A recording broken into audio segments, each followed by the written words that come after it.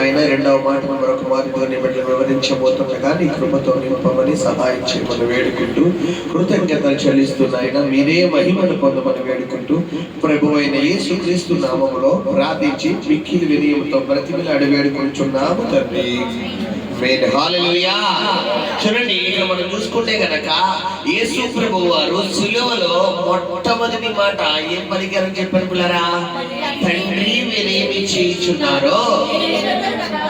ఎప్పుడైతే ఆయన కుడి పక్కన ఒక దొంగను, ఎడమ పక్కన ఒక దొంగను మరి వేలాడదీస్తున్నారో, మధ్యలో యేసు ప్రభువును వేలాడదీస్తున్నారు. ఇక్కడ ఎలా ఉందంటే కూడా సిలువనని సమానముగా వేయలేదు.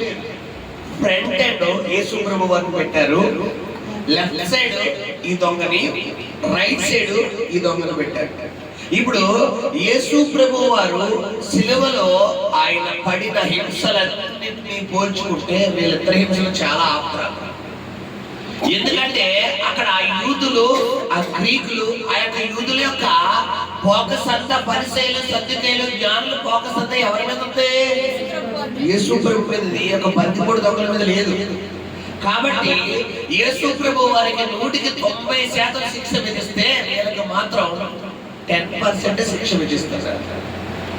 సో గమనించండి, ఇటువంటి సమయంలో 10% శిక్ష విధించిన వారే నోటికొచ్చినట్టు వారిని దూషిస్తుంటే 90% పనిష్మెంట్ అనుభవించినటువంటి యేసు ప్రభువు వారి నోటి నుంచి మాత్రం ఏ మాట వస్తుంది? వీరిని క్షమించు అని. ఎప్పుడైతే ఈ కుడి ఎడమ దొంగలలో మీరు అబ్జర్వ్ చేస్తున్నారో, వీరిద్దరూ పాపులే, వీరిద్దరూ దొంగతనం చేసిన వారే, వీరిద్దరిలోని ప్రారంభంలో మారు మనసు లేదు, పశ్చాత్తాపం లేదు. కానీ ఎప్పుడైతే యేసు ప్రభువు వారు సిలువలో పలికిన మొదటి మాట ఈ కుడి పక్కనున్న దొంగ విన్నాడో, అతనిలో ఏం కలిగిందమ్మా? మారు మనసు కలిగింది. ఈ రోజు మరి ప్రతి ఆదివారం దేవుడి మందిరానికి వస్తున్నావు, ప్రతి శుక్రవారం దేవుడి మందిరానికి వస్తున్నావు, ఎక్కడ సభలు పెడితే అక్కడ సభలకు వెళ్తున్నావు, ఎక్కడ కోటలు పెడితే అక్కడ కోటలకు వెళ్తున్నావు. నీలో మారు మనసు లేదు. ఇంకేమో బురదలో ఆ యొక్క పంది వలె ఆ లోకం అనే బురదలో పడిపోతున్నావు, ఆ శరీర కార్యాల్లో పడిపోతున్నావు, ఆ శరీరాక్షల్లో పడిపోతున్నావు, ఆ నేత్రాస శరీరాస జీవపటములో పడిపోయి నీలో ఏ మాత్రము కూడా మార్పు రాకుండా ప్రకటన గ్రంథం 2వ అధ్యాయం 1-2 వచనం అంటాడు, ఇదిగో నీ మొదటి ప్రేమకు నువ్వు మల్లు. నువ్వు ఏ స్థితిలో నుండి నువ్వు పడితే వాళ్ళని జ్ఞాపకం చేసుకో. ఒకవేళ నువ్వు జ్ఞాపకం చేసుకోవాలని వెడల నేను నీ యొద్దకు ఏం చేస్తానంట? చోట తీసేస్తాడంట. నీ ప్రార్థన జీవితాన్ని లాగేస్తాడు, నీ ఆత్మ లాగేస్తాడు. ఎవరిని మోసం చేస్తావని నీ ఆత్మీయత. పిల్లి కళ్ళు పూసుకుని ఏం చేస్తున్నారా? పాలు తాగుతూ ఎవరు సొంతలేదు అనుకుంటున్నాడు. చాలా మంది అనుకుంటారు నేను చేసేవన్నీ ఎవ్వరికీ తెలియదు, నీ అపోహ అంతే. నువ్వు చేసేది ఎవ్వరికీ తెలియదు. మన బైబిల్లో ఒక భక్తుడు ఉంటాడు, ఎవరు అనుకుంటారు? దావీదే. అందుకు ఉదాహరణ, దావీదు పిల్లరా ఊరియా మారినటువంటి బెత్షెబాతో పాపం చేస్తున్నాడు. బెత్షెబాతో పాపం చేస్తూ పిల్లరా ఎవ్వరికీ తెలియదు అనుకున్నాడు. ఊరియా మధ్యలో అడ్డుగా ఉన్నాడు. అయితే తను 3 నెలలకు ఏమైపోయింది? తను వెంటనే గర్భవతి అయిపోయింది. గర్భవతి అయిపోయిందన్న వార్త దావీదుకి రాగానే ఎలాగని వార్త కనుక బయటికి వెళ్ళిందంటే నా పరువు పోతుంది అని 3వ గంటకి తెలియకుండా ఏం చేద్దాం అనుకుంటే యుద్ధంలో ఉన్నటువంటి తన భర్తని ఊరియాను రప్పించి ఎల్లుడి భార్యని కాపురం చేయబడ్డాడు. ఇక్కడ ఊరియా అంటాడు, అయ్యా నా తోటి జనులందరూ యుద్ధంలో వీరుల్లాగా వాళ్ళు యుద్ధం చేస్తుంటే నేనేమో నా భార్యని కాపురం చేయాలా? ఇది కరెక్ట్ కాదయ్యా అని చెప్పి దావీదు మాటని వీళ్ళని తృణీకరించి ద్వారం బయట పడుకుంటాడు. ఇక్కడ దావీదు అనుకుంటాడు, ఈ రోజు నైట్ రెడీ కదా, మనోడు గ్యారంటీ ఆవిడతో కాపురం చేస్తాడు కాబట్టి ఈ అమ్మాయి మనోడు కాపురం చేసి మళ్ళీ యుద్ధంలోకి వెళ్ళిపోతాడు, ఈ లోపల ఈ అమ్మాయి కలిసి పోయిందని చెప్పి ఈడు వల్ల ఈ అమ్మాయికి ప్రెగ్నెంట్ వచ్చిందని చెప్పి మా మ్యాట ఎవరి మీదకి రాదు, నా మీదకి రాదని చెప్పి జాగ్రత్తగా మేకప్ చేసేద్దాం అనుకుంటాడు. కానీ దేవుడు ఆ ఊరిని ఎవరి దగ్గరికి వెళ్ళినప్పుడు తన భార్య దగ్గరికి వెళ్ళనివ్వడు. కాబట్టి ఏం జరుగుతుంది అంటే అక్కడ వెంటనే తెల్లారు చూసరికి ఊరియా బయటే ఉంటాడు. నువ్వు రాత్రి వెళ్ళలేదంటే వెళ్ళలేదయ్యా, ఎందుకంటే మా ఊళ్ళందరూ యుద్ధంలో మరి యుద్ధ భూమిలో యుద్ధం చేస్తున్నాం, నేను వెళ్ళి ఏం చేస్తానయ్యా, అది కరెక్ట్ కాదని చెప్పి తదిగా ఇక్కడే పడుకునిపోయినయ్యా. సరే అయితే యుద్ధంలోకి వెళ్ళిపోతున్నాడు. యుద్ధంలోకి వెళ్ళిపోమని చెప్పి యుద్ధంలో సైన్యాధిపతి ఒక ఊరు పంపిస్తాడు. ఇదిగో ఊరియా తీసుకెళ్లి ఫ్రంట్ హ్యాండ్ పెట్టాడు. అక్కడ సైన్యాధిపతి అదియా ఊరియాకి సరిగ్గా యుద్ధాభ్యాసం రాదయ్య, సరిగ్గా యుద్ధం రాదయ్యా, కత్తి తిప్పడం రాదయ్యా, డాల్ తిప్పడం రాదే, రాజు నీడా నువ్వా, నేను చెప్పి నువ్వు చేస్తావా, నేను చెప్పి నువ్వు చెయ్యాలా అని అనగానే సరే అయ్యా రాజుగారు తమ రాజ్య అని వెంటనే తీసుకెళ్ళి ఫ్రంట్ హ్యాండ్ పెడతాడు. అవతల వచ్చి కత్తి పొడి చేస్తాడు. ఎవరికి తెలియదు అన్నట్టు మనోడు సానుభూతితో ఒక డ్రామా ఆడి ఊరియా భార్య అయినటువంటి బెత్షెబాని సైన్యంలో సైనికుడు భార్య భర్త చనిపోతే రాజుగారు దయా హృదయముతో ఆ ఆడపడిని తన భార్యగా చేర్చుకున్నాడు. మహానుభావుడు రాజుగారు అని చెప్పి ఒక తెర దిగుతాడు. ప్రజలందరికీ ఎలా దిగుతుంది, రాజుగారు ఒక దయాప్రాప్తుడే. కానీ ఎనకర నడిపెట్టిన స్కెచ్ అంటే ఎవరో చెప్పాలి, దావీదే నడిపెట్టుకున్నాడు. ఈ విషయం దావీదు చేత ఎవరికి తెలియదు అనుకున్నాడు. కానీ ఎవరికి తెలుసు, దేవుడు ఏం చేస్తాడు, నాతోనన్న ప్రవక్తను పంపిస్తున్నాడు. మొత్తం దావీదు చేసినంత 70 స్క్రీన్ మీద చేస్తాడు నాతోనన్న ప్రవక్త ఒక ఉపమానం చెప్పి. వెంటనే దావీదు కోపం వచ్చి ఆ ఉపమానం వినగానే ఆ వ్యక్తిని కూడా ఉరి తీయాలి, చనిపోయాలంటే, హలో దావీదు నీకు విషయం చెప్పరా, ఆ స్క్రీన్ లో ఆ 70 స్క్రీన్ లో హీరో ఎవరు అనుకుంటావు, నువ్వే, నిన్నే వేసేది. వెంటనే నోడు ఏపడిపోయింది, మనోడికి వెంటనే అడిపోయింది. చాలా మంది శాస్త్రం ఎవరికి తెలియదు అనుకుంటారు. నీ అపోహ, ఆయనకి అన్నీ తెలియదు. నువ్వు ఒంటరిగా ఉన్నప్పుడు ఏం చేస్తున్నావు, నలుగురు ఉన్నప్పుడు ఏం చేస్తావు, ఇంట్లో ఉన్నప్పుడు ఏం చేస్తున్నావు, భర్త ఉంటే ఏం చేస్తావు, భార్య ఉంటే ఏం చేస్తావు, భార్య లేకపోతే ఏం చేస్తున్నావు, భర్త లేకపోతే ఏం చేస్తున్నావు, నలుగురు ఉంటే ఏం చేస్తున్నావు, నీ ఫ్రెండ్స్ ఏం చేస్తున్నావు, మొబైల్లో ఏం చేస్తావు, చాటింగ్ చేస్తావా, వీడియో కాల్ చేస్తావా, మెసేజ్ చేస్తావా, మాట్లాడి డిలీట్ చేస్తావా, అన్నీ తెలుసాయి. కాకపోతే బయటికి రావట్లేదంటే సమయము. ఇక్కడ ఈ ఇద్దరు దొంగల గురించి తెలుసు, కానీ ఇద్దరు దొంగలు ఒక దొంగలో మారు మనసు కనబడుతుంది చివరి క్షణంలో. ఇది కూడా నీకు చివరి క్షణమే.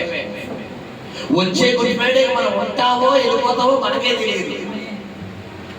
ఇంత గొప్ప రక్షణ నిర్లక్ష్యం చేస్తే ఎలా తప్పించుకుంటామని దేవుడు నీతో మాట్లాడతాడు. ఆ దొంగలు ఇద్దరు దొంగలు పుట్టుకతో పాపం, వాళ్ళు వ్యాసాలు ఉన్నాయి, వాళ్ళు క్రియలు ఉన్నాయి, వాళ్ళు వ్యసనాలు ఉన్నాయి, అన్నీ ఉన్నాయి. కానీ ఫైనల్ స్టేజ్ లో ఇద్దరులో ఒకడు ఏం పొందాడు, మారు మనసు. ఈ రోజు ఇది కూడా నీకు ఫైనల్ స్టేజ్. ఇప్పటికైనా నీ పాపాన్ని విడిచిపెట్టి ఆ దొంగ పశ్చాత్తాపడుతున్నాడు.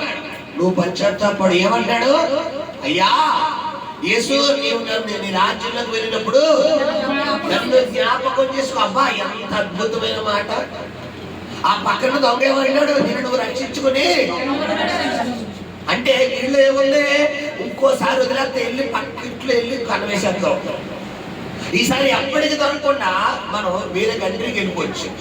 అర్జెంటుగా ఈ సిలువ మీద దిగిపోయి నేను వేరే ఇక్కడికి వెళ్ళి దొంగతనం చేయాలి. ఈ ఎడం పక్కన దొంగలు, బట్ ఈ కుడి పక్కన దొంగలో లక్షణం ఏంటి తెలుసా, ఇక నాకు ఈ జీవితం వద్దు, విరక్త కలిగింది జీవితం మీద. ఏంటి ఇన్ని హింసలు పడుతూ కూడా యేసు ప్రభు వారిలో ఎంత క్షమాపణ ఉందా. అయ్యో బాబాయ్, మనిషి ఇలా కూడా జీవించవచ్చా అంటే ఇంత దయ ఉంటుందా. కాబట్టి నేను కూడా అలా ఉండాలనుకుంటున్నానని చెప్పి ఏమన్నాడు యేసు, నీ రాజ్యముతో నన్ను జ్ఞాపకం చేస్తా. అంటే ఈ వ్యక్తిలో మూడోది ఏం కలుగుతుంది, మొదటిగా మారు మనసు, రెండోది పచ్చని, మూడోది పరలోక రాజ్యం గురించి నిరీక్షణ ఉంది. మరి నేడు దిన చాలా మందికి ఏం లేదమ్మా చెప్పాలి, పరలోక రాజ్యం నిరీక్షణ లేదు. ఏం తిందామా, ఏం తాగుతామా, ఏమి సంపాదించుకుందామా, ఏమి ధరించుకుందామా. గమనించు సహోదరి సహోదరుడా, ఈ పరంగా నువ్వు చనిపోతే నీ ఆత్మ పరలోకానికి వెళ్తుందా నరకానికి వెళ్తుందా నువ్వే తీసుకో. పరలోకానికి వెళ్ళాలంటే నీ దగ్గర రెండు ఉండాలి. ఒకటి మారు మనసు, రెండు పాపక్షేమాలు. మారు మనసు అంటే పాత జీవితంలో చెడిపోయి కొత్త జీవితంలో జన్మించాలి. నువ్వు బాప్తిజం తీసుకోవడం అనేది మారు మనసుకు సంబంధించిందే. పాస్టర్ గారు మీరు ఎన్ని ప్రసంగాలు ఇవ్వండి, నా క్యారెక్టర్ ఇంతే, నా పద్ధతి ఇంతే, నా నడవడికి ఇంతే అంటే నేను ప్రపంచంలోకి ఎవడో మార్చలేదు. చూసుకో, నీ ఆత్మ నరకానికి వెళ్ళిపోతావు. లేదండి, ఆ దొంగ వల్ల నేను మార్పు చెందాలనుకుంటున్నాను, నా పద్ధతిలో మార్పు రావాలనుకుంటావా? ప్రభు నీతో మాట్లాడుతున్నాడు. ఏమంటాడు దొంగతో? ఇదిగో నేను నీవు నాతో కూడా పరదేశంలో ఉండమంటాడు. ఈరోజు ప్రభు నీతో మాట్లాడుతున్నాడు. నీ కుమారుడు పరదేశు అంటే మీకు కుమార్ చక్కగా వివరించింది. పరలోకం వేరు, పరదేశం వేరు, పాతాళం వేరు. పాతాళం అనేది చనిపోయి మన మరణపు అంచుల కిందకు వెళ్ళిపోయిన తర్వాత మన ఆత్మ నరకానికి వెళ్ళిపోయిందంటే పాతాళము అంటారు. పిల్లరా మరి గమనించండి, పాతాళము పైనున్నదే పరదేశం. ఈ పరదేశం పైనున్నది భూభాగం, ఈ భూమికి పైనున్నది పరలోకం. మరి ఇప్పుడు నిలబడి దేని మీద? భూమి మీద. భూమి కిందే ఉంది తెలుసా?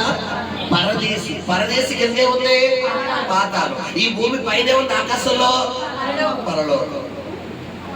ఇప్పుడు యేసు ప్రభు వారు మనం చూసుకున్న మత్తయి సువార్త 20వ అధ్యాయంలో ఆయన చెరను చెరగా కొనిపోయిన ఉంది. చెర అంటే ఏంటి? పిల్లల బంధకంలో ఉన్న చెరను చెరగా కొనిపోయినట్టే ఆయనకు ముందు ఎవరైతే నీతిమంతులు మరణించాడో ఆయన మరణించి 3 రోజులు అంటే శుక్రవారం మధ్యాహ్నం 3 గంటలకు మరణించాడు. శుక్రవారం నైటు, శనివారం నైటు, తెల్లవారితే ఆదివారం వరకు కూడా ఆయన ఎక్కడున్నాడు? పరదేశంలోనే ఉండి పరదేశంలో ఎంతమంది అయితే చనిపోయి అబ్రహాము కాలం దగ్గర నుండి పిల్లరా మరి యేసు ప్రభు వారు ముందు వరకు కూడా చనిపోయిన ఆత్మలన్నిటినీ ఆయన చెరగా తీసుకుని పిల్లరా పరలోకానికి కొనిపోయాడు. హల్లెలూయా, హల్లెలూయా. అలాగా మరి మొట్టమొదటిగా పరలోక రాజ్యానికి వెళ్ళింది ఆయనే. మరి ఈ రోజు కనుక నువ్వు అవకాశం ఇవ్వగలిగితే, ఆ దొంగ వలె చివరి అవకాశం నువ్వు కూడా ఇవ్వగలిగితే నీ ఆత్మను కూడా పరలోకానికి తీసుకెళ్ళడానికి రెడీగా ఉన్నాడు. హల్లెలూయా. ఎడం పక్క దొంగలా ఉంటావా, కుడి పక్క దొంగలా ఉంటావా నువ్వే తెలుసు. ఎడం పక్క దొంగలో అవసరం కొద్దీ దేవుడికి చేసే ప్రార్థన. జబ్బు వస్తే దేవుడికి కావాలి, రోగం వస్తే దేవుడు కావాలి, అప్పుల ఆశీర్వాదం కావాలంటే దేవుడు కావాలి, దీవెన కావాలంటే దేవుడు కావాలి, అన్ని సక్రమంగా ఉన్నాయో దేవుడు అక్కర్లేదు. కుడి పక్కన దొంగలో ఇది కాదు, దేవుడే కావాలి, ఇంక లోకం. నువ్వు అవసరం కొద్దీ దేవుడు వాడుతున్నావా, దేవుడు కొరకు లోబడిపోతావా? Choice is yours. అవకాశం నీకే. రెండిట్లో నువ్వు ఎలా ఉన్నావో తెలుసుకో. ఎప్పుడైతే ఈ వ్యక్తిలో మారు మనసు చూస్తున్నాడో, పశ్చాత్తాపం చూస్తున్నాడో, వెంటనే యేసు ప్రభు వారు నేటి నువ్వు నాతో కూడా పరదేశంలో ఉండు. నువ్వు పరలోకానికి వెళ్ళాలి అంటే యేసు ప్రభు వారు యొక్క రక్తముతో నువ్వు ఏమవ్వాలి? కడగబడాలి, శుద్ధి చేయబడాలి. శుద్ధి చేయబడాలంటే నీలో మారు మనసు వస్తేనే శుద్ధి చేయబడతాం. హల్లెలూయా. శుద్ధి చేయబడతాం, దేవుడు కార్యాలు పొందుకుందాం. దేవుడి కొద్ది మాటల వెనుకలో దీవించి ఆశించి నడిపించును గాక.